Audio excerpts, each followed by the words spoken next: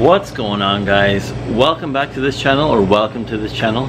I want to help you guys get your food products into grocery stores. Being in this business for over 15 years, I know exactly what it takes to get your food from your kitchen onto the grocery shelves to start making you a profit. If you're interested in anything small business, opening retail stores, or small business in general, I think this video and this channel could help you. You can subscribe down below if you're interested as well. So my previous job, I stayed at 9 years. I was a supervisor. I helped purchase new products and be innovative and see where the market was going. Then I opened up my own market about 5.5 years ago, and I do all the purchasing, as well as Felicia at the front. She does all the purchasing as well.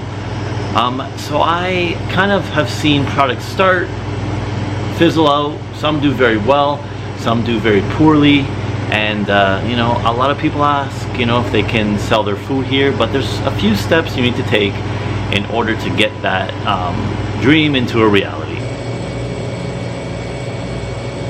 There's Felicia taking down all the bread. There's Felicia taking down all the bread.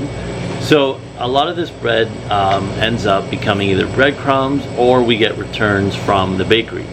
Anything like that is a whole nother story. I assume you're looking to get a shelf-stable product on the shelves, such as these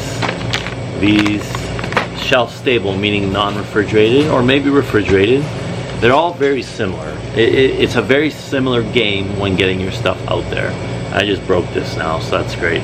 Sun Tropics, can you refund this because it broke? Thanks. Okay, so first things first, you need to get whatever food it is health certified.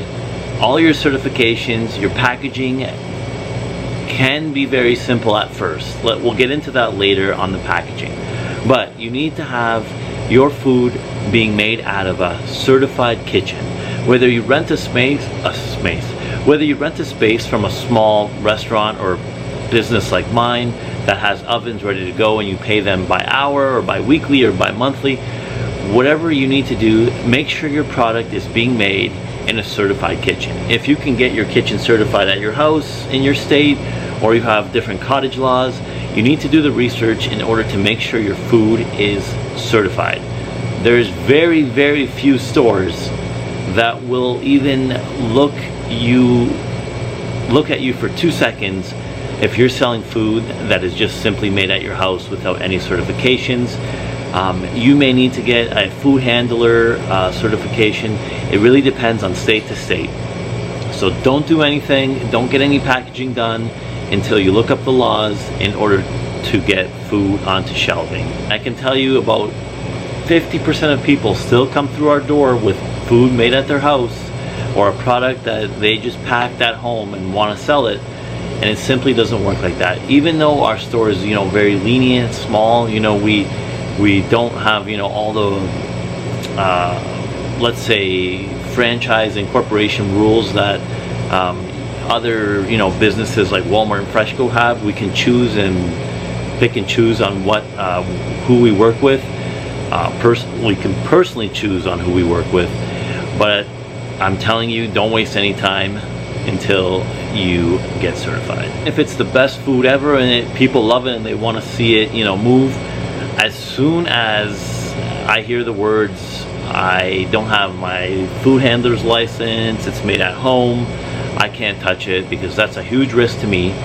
Because at the end of the day, if someone reports there's food being sold at my store that is not regulated, then I'm also in trouble too. So I'm not going to take the chance to make a few extra bucks if you can't do the background work yourself. So step 2 is honestly probably needs to go hand in hand with step 1. You need to do the research to make sure there's a need and a want for your product. Don't just start making cookies, chocolate chip cookies. You need to differentiate on why your cookies would sell.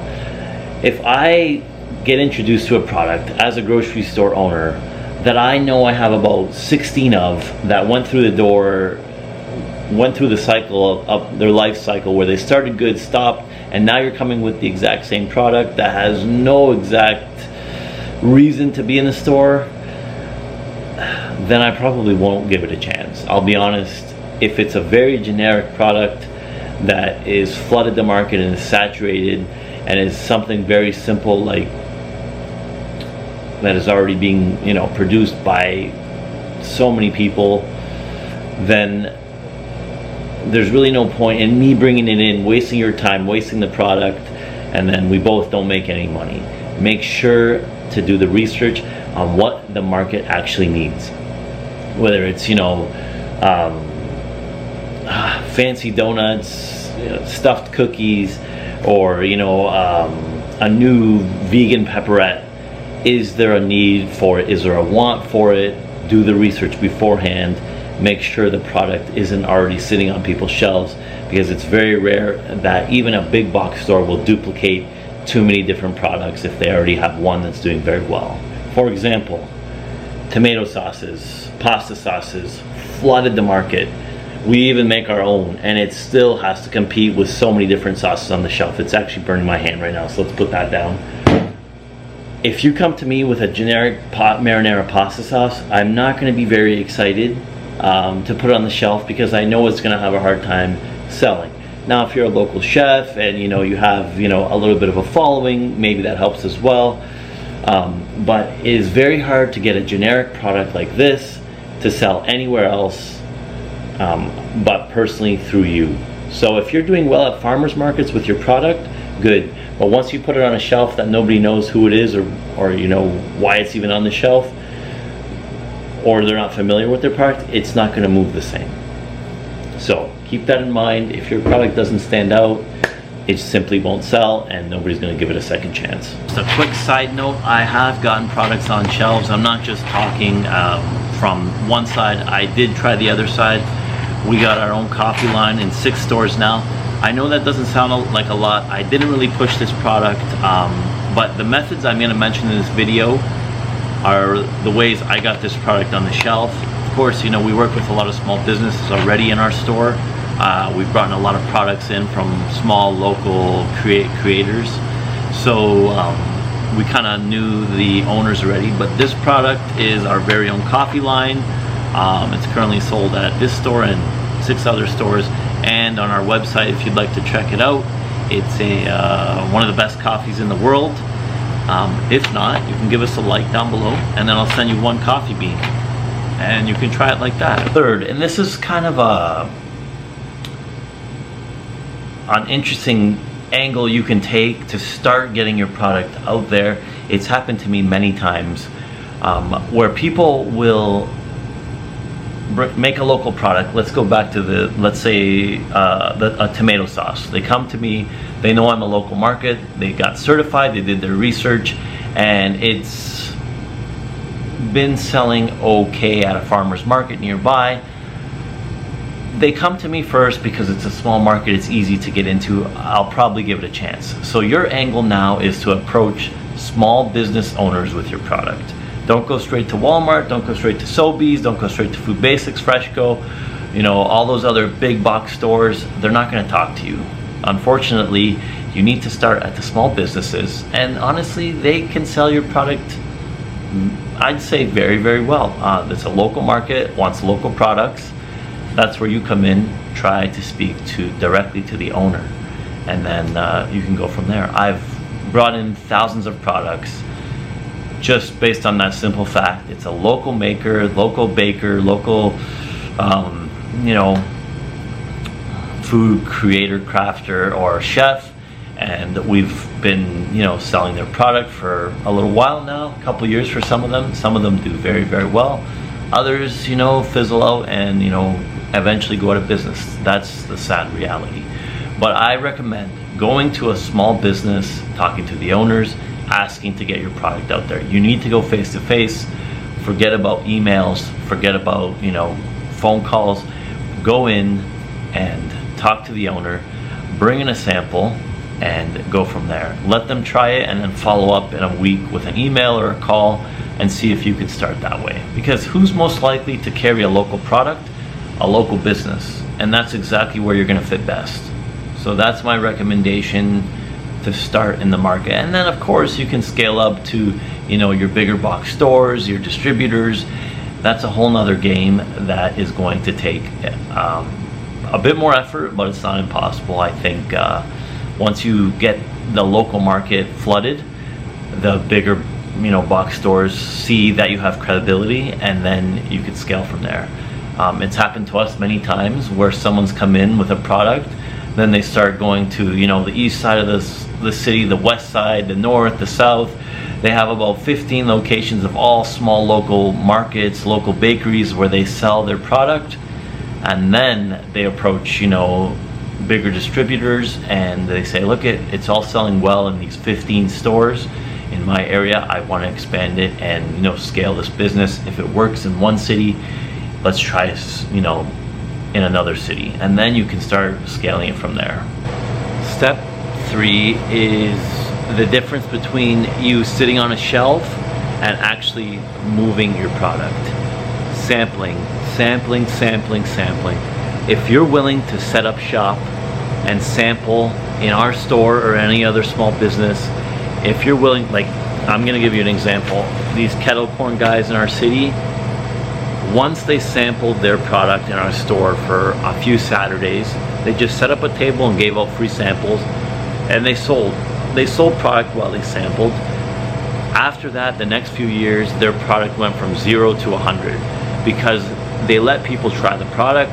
People found out who was behind the business and who's best educated to inform the customer of their product.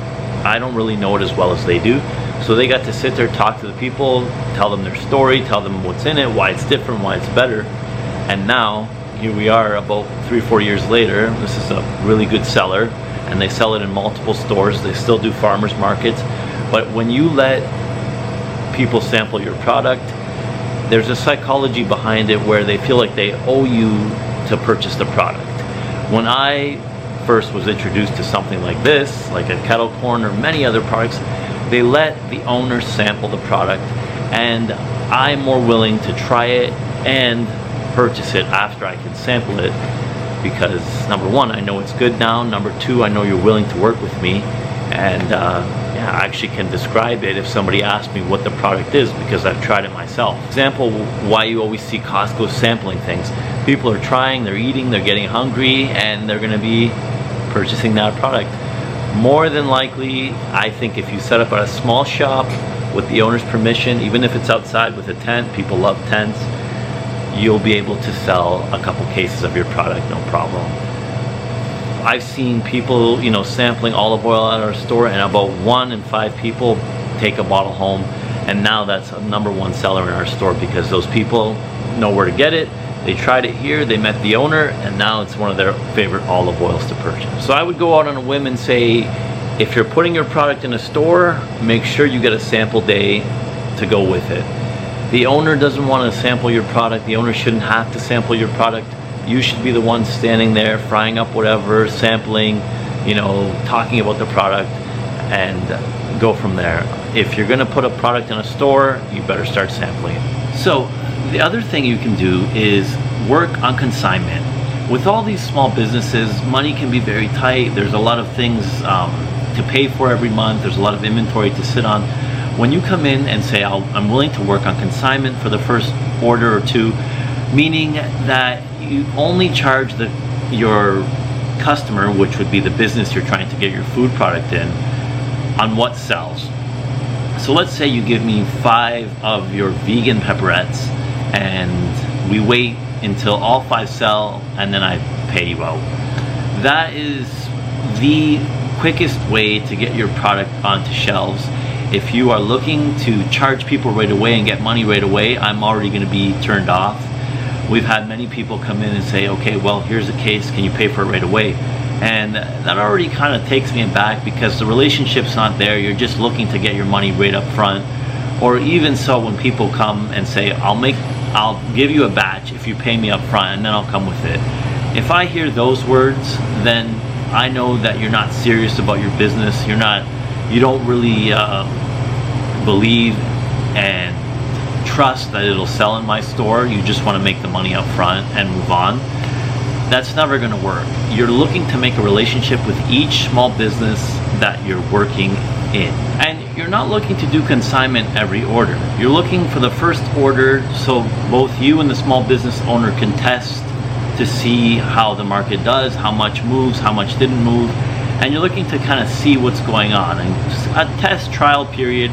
But the next order, obviously you want to set up some terms with the owner. You know, do they have to pay in 7 days no matter if their product sells? Do they have to pay in 14 days no matter if the product sells? Or are you needing the payment, you know, as soon as you drop off the product? So these are things you're going to be discussing differently with each owner.